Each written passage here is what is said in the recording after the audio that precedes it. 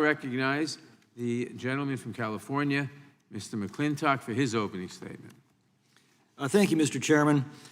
DHS Secretary Ali Mayorkas has repeatedly asserted, including in sworn testimony to this committee, that the southern border is secure. Now, this, of course, is a lie, and not even a very subtle one. We know the numbers. A stunning 3 million encounters since Inauguration Day, when Joe Biden reversed the Trump administration's enforcement measures, with roughly half of these admitted and trafficked to every community in our nation. Another 900,000 known gotaways. We're all seeing the effect of these policies, the strain on our schools, our hospitals, our public safety, working class wages and opportunities, social services.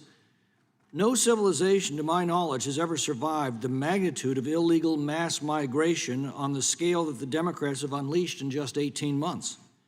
And Gallup warns there are another 42 million people in Latin America and the Caribbean who intend to come here now that they can. Well, when Mayorkas appeared before this committee, he couldn't tell us how it benefits the American people to have their classrooms packed with non-English speaking students, their emergency rooms flooded with illegals demanding basic care, how their families will be safer with increased gang activity and fentanyl inundating communities, or how working families will be made better by flooding the labor market with cheap illegal labor while they foot the bill for social services. How do our Democratic colleagues react to this unprecedented illegal migration that they've unleashed? Do they call on the Biden administration to stop the releases? Do they call on the president to actually enforce U.S. immigration laws, or at least stop incentivizing this mass illegal migration? No, they mark up this bill that readmits immigrant veterans who were later deported, mainly for committing criminal offenses. Using veterans for cover, they go on to provide that any alien who adjusts status to or is admitted as a lawful permanent resident shall be presumed to have established good moral character. What? The effect of this will be that millions of people per year will be presumed to have satisfied their good moral character burden simply by producing their green card. The legal permanent residents who enlist in our military are offered special avenues for naturalization under the Immigration and Nationality Act. About 3% of U.S. veterans today are foreign-born. Many have chosen to become U.S. citizens.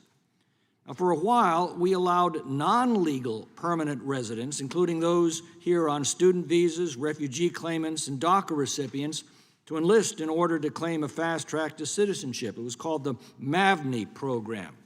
It was such a debacle that the Obama administration had to suspend it in 2016. One MAVNI enlistment, Ji Jiaqun, was found to be a Chinese spy. A number of foreign nationals who enlisted in our military were subsequently deported for committing crimes. Now, foreign nationals who come to America legally, who obey our laws, and seek to serve our country because of a love for it and the principles upon which it's founded, are one of our greatest strengths. 11 years ago, I spoke at the funeral of Gurpreet Singh, whose family had immigrated from India legally 11 years before that.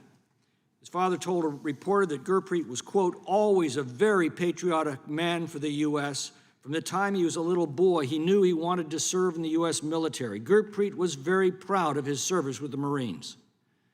Now, Corporal Singh was wounded in combat, chose to return, overstayed his assignment to relieve a friend, and was killed in action in Helmand Province, June 22, 2011.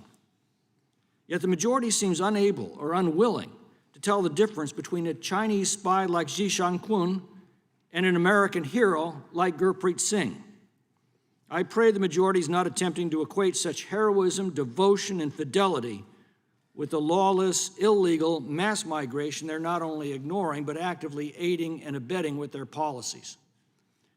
31,000 foreign nationals now serve in our armed forces. This is less than 4 days of border incursions that we're currently seeing. The IMMVI program has naturalized about 1,000 veterans over the last 16 months. That's the number of illegal aliens streaming across our border every 3 hours. H.R. 7946 does nothing to address the chaos on the U.S. border.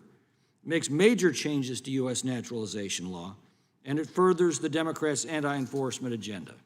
For those reasons, I oppose the bill, and I yield back.